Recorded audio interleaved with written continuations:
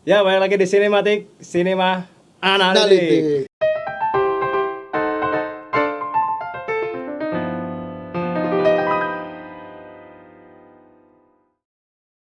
Oke. Hari ini kita mau bakal review. Tapi sebelumnya kita minta maaf ya karena ini siapa tahu reviewnya duluan Mortal Kombat ya rilisnya ya. Iya. Karena kita mau nonton filmnya Joe Taslim dulu. Joe Taslim lah ini. Judulnya The Swordman. atau judul Koreanya berjudul Gyeonggyeok.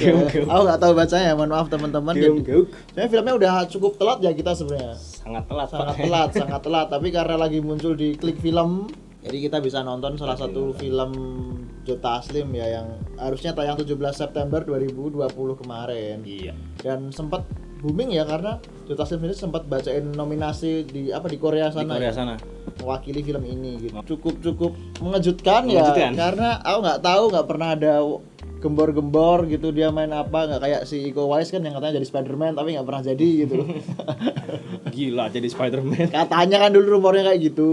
Terus ya tapi cukup gemilang sih dia untuk karir internasionalnya ya. Iya. Setelah Fast Furious yang cukup mengejutkan dan Star Trek Into Darkness, dia semakin menguatkan diri sebagai peran antagonis ya.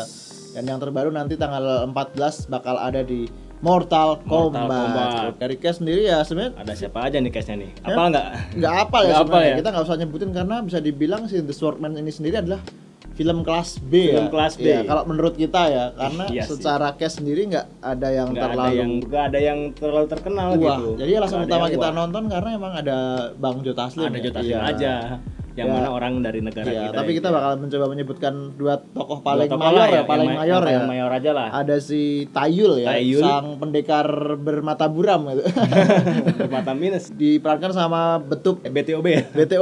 Betup ya. BTOB. Aku nggak tahu itu peran. Aku juga nggak tahu jujur. Ya, kita maaf ya. Itu peran mudanya. Peran mudanya dari itu. Time Skip diperankan sama Jang Hyuk ya. Dan Jang Hyuk ini emang sering main di film-film yang temanya kolosal Korea gitu. Jadi terbiasa dengan aksi-aksi yang cukup memukau gitu. Terus ya jelas ada Joe Taslim sebagai guru Tai ya.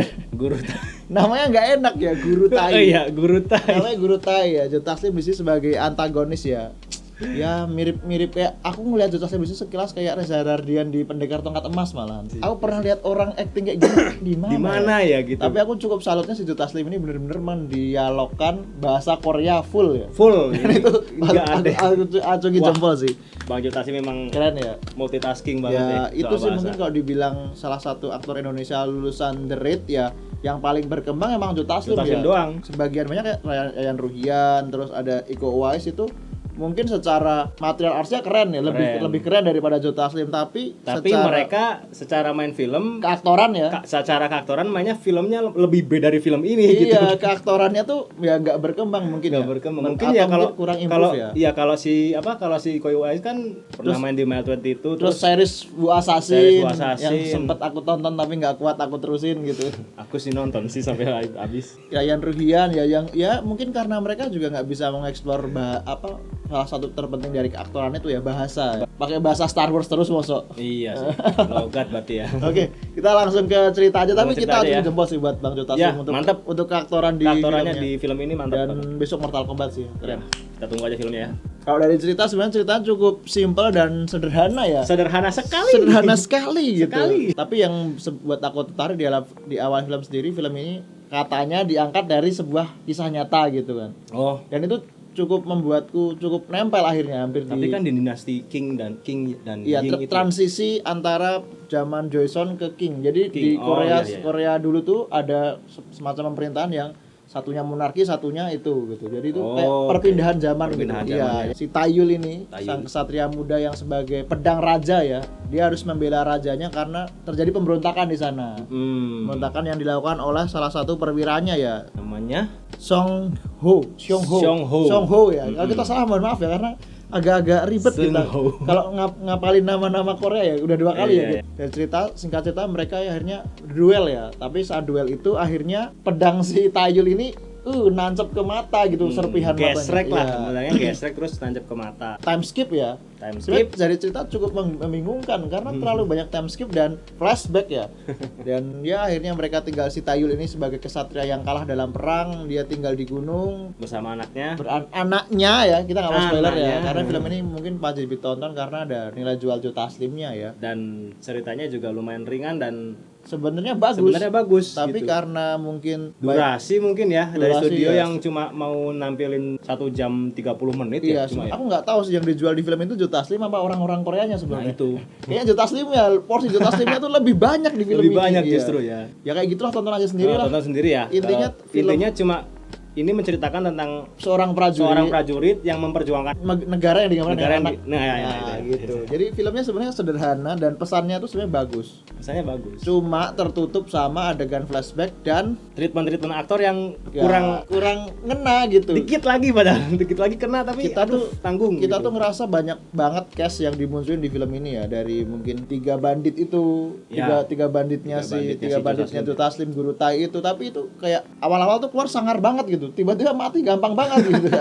Aku juga bingung ya. Mungkin dari pro-nya dulu kali ya, daripada kita melenceng sana kemari ya. Oke. Dari pro-nya dulu, yang jelas ya aku mah Joe Taslim ya. Iya, Joe Taslim. Alasan utama nonton film ini Joe Taslim ya. Kita agak-agak tertarik karena ada si Joe Taslim. Ada Joe Taslim di sini dan dia perannya juga sangat out of the box gitu. Dominan dia ya kalau di Fast Furious kan dulu kita masih lihat dia menghantam mereka gitu. 6 detik ya? 6 detik. 6 menit. 6 menit ya. 6 menit. Masih lihat dia ngomong bahasa Indonesia, tapi di sini nggak sama sekali gitu loh. Full Korea gitu. Dan fase banget. Aku pertama mikirnya ini di voice actor nggak sih, tapi setelah ini di dubbing nggak gitu ya? Mikirnya sempat di dubbing, tapi kok lama-lama enggak, terus akhirnya aku cek di IMDb enggak gitu. Ya? Bener-bener wah, keren banget memang si dari Taslim. dari aktingnya si Joe Taslim dan pembawaannya dia sebagai preman ya di situ ya, kepala preman gitu. Jadi ya keren aja sih ininya, treatmentnya si film ini untuk mengubah seorang Joe Taslim menjadi yang gondrong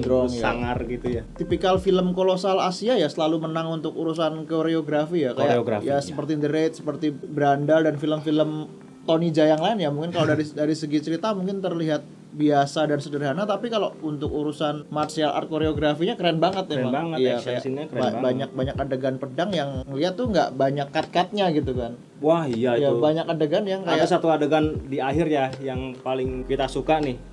Pas dia combat lawan satu-satu tapi satu shot itu loh. Iya, itu lawan satu batalion pistol itu. Iya, kan. Gila itu sih. Keren banget dan ya emang nggak terbantahkan sih kalau urusan sinematografi Asia tuh selalu lebih menang daripada karena kalau barat kan CGI ya. CGI dan gitu. Ya editnya dimaksimalin, tapi kalau Asia Indonesia gitu kan ya budgetnya ya nggak banyak. Budgetnya nggak banyak ya, jadi harus organik gitu. Aktornya yang kerja keras kan. Ya itu sih kalau aku cuma dari action scene dan Joe Taslim itu tadi gitu. Kalau yang lain-lainnya ya si tokoh utama agak kena juga sih. Iya. Kepribadiannya gitu, yang tua ya, tapi yang udah tua ya. Iya. Yang muda masih. Yang muda aduh. Aktornya gitu. Banyak porsi yang tuanya daripada yang muda. Yang mudanya. Sebenarnya filmnya bagus sih, tapi mungkin karena itu sih tertutup sama adegan yang ditumpuk di adegan flashbacknya terlalu banyak. Jadi kayak kadang kita tuh masuk adegan bagus, tiba-tiba kok flashback. Oh ya mungkin maksudnya tuh biar dibikin kayak novel ya, karena sutradara sendiri kan seorang penulis novel. Dan ini debutnya dia sebagai seorang sutradara di dunia perfilman. Jadi namanya siapa itu sutradaranya? Namanya Cho Jae-hoon. Susah ya, takut salah aku sebenarnya nyebut nama Korea tuh. Kita tulis masukin gambarnya itu. Alurnya memang kayak novel gitu ya. Iya. Waktu temponya udah naik, dibikin turun dikit, naik turun dikit. Endingnya juga heartwarming gitu, kayak bener-bener kayak novel gitu loh. Jadi nggak sesuatu, kita nggak dikasih sesuatu yang kayak film aksi dengan akhir yang tragis gitu. Iya sih, happy ending lah. Ya walaupun aku agak kecewa sih, mungkin walaupun itu akhirnya agak menenangkan, tapi kan kayak hubungan antara bapak dan anak nggak terlalu dieksplor dalam. Dan kontranya sih kalau aku apa ya, banyak adegan yang jumpy ya. Aku beberapa sequence tuh nggak begitu paham soalnya. Dia tuh ngapain sih si raja-raja ini tuh ngapain gitu. Apalagi waktu bahas politik-politik gitu kan. Ya, aku itu, beberapa sequence itu nggak begitu ngerti soalnya. Iya, ya pada akhirnya aku hanya menikmati aksinya saja. Benar. Gitu. Jadi ya gimana ya? Ceritanya aksinya emang bagus tapi ceritanya bukan nggak padat tapi kurang ya. Kayak aku nggak menemukan motif kenapa sang anak ini tiba-tiba pengen jadi anak anak angkat bangsawan gitu loh. Apakah karena obatnya doang? Ya, apakah cuma obatnya doang? Padahal kan alasan turun gunungnya juga udah bagus banget. Yeah. Turun gunung karena pengen nyari obat. Tapi saat tahu obat itu mahal atau susah dicapai, dia mau gitu. Ya bapaknya kan sudah tahu dunia di situ ya, dunia di pemerintahan itu. Kenapa nggak setidaknya dia nahan lah gitu? Iya. Bapaknya tuh kayak ya udah sono lu.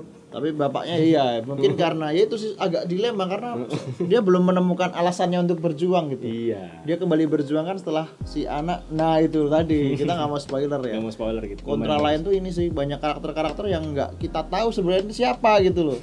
Fungsi rumah cewek di rumah bordil tuh apa? Nah. Fungsi asisten pribadinya si Joe Taslim ini ngapain gitu sampai akhirnya ada adegan yang bikin aku scene terakhir itu yang cewek bule itu.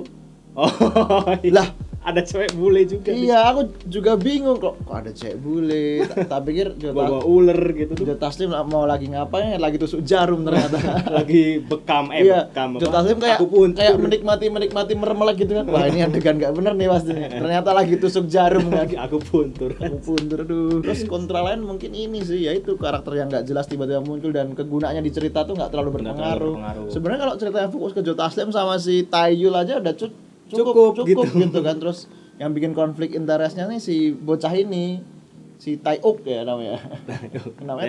Taeuk ya gitu. Taeuk ya. Sudah cukup bagus gitu. Dan ini aku juga nggak jelas itu, apalagi waktu adegan anaknya ikut diperanak sama si bangsawan ini kan. Si Taeyul kan pulang ke gunung kan. Oh iya. Dia kenapa pulang?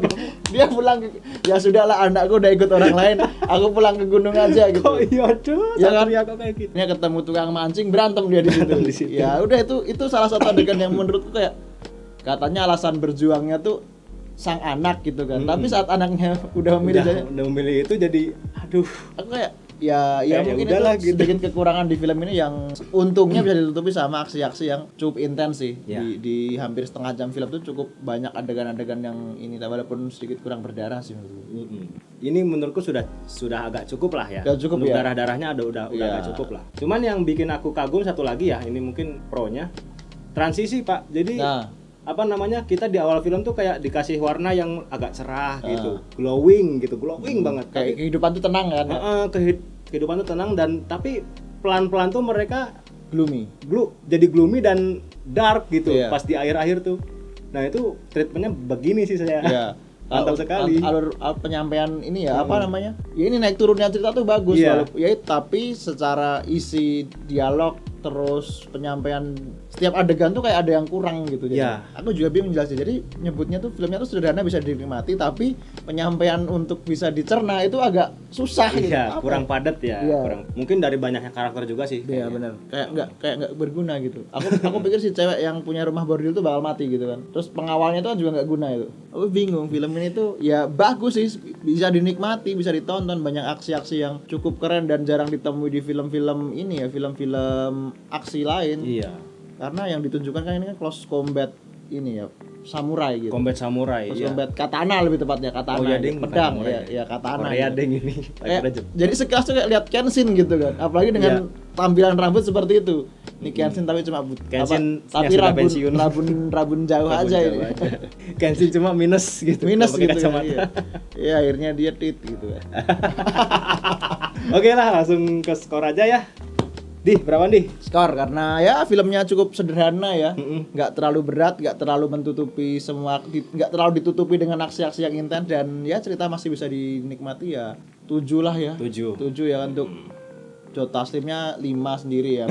Ya karena Joe Taslimnya keren di sini ya, karena dia full dialognya Korea, terus kita bisa lihat setengah jam awal kita lihat keaktoran dia sebagai seorang yang intimidasi, terus di setengah jam akhir kita lihat dia full aksi gitu kan. Kayak porsinya tuh malah Joe Taslim sebenarnya gitu. Ya film ini bisa dinikmati dan ya tonton di Klik Film lah. Kalau aku mungkin masih baik hati ya, 7,3 ya. 7,3. Karena di samping cerita-cerita yang kurang padat dan mungkin karena terlalu banyak karakter juga dan jadi si penulisnya bingung mau menceritanya seperti apa. Tapi aku cukup menikmati ininya aksi-aksinya, terus sinematografinya juga.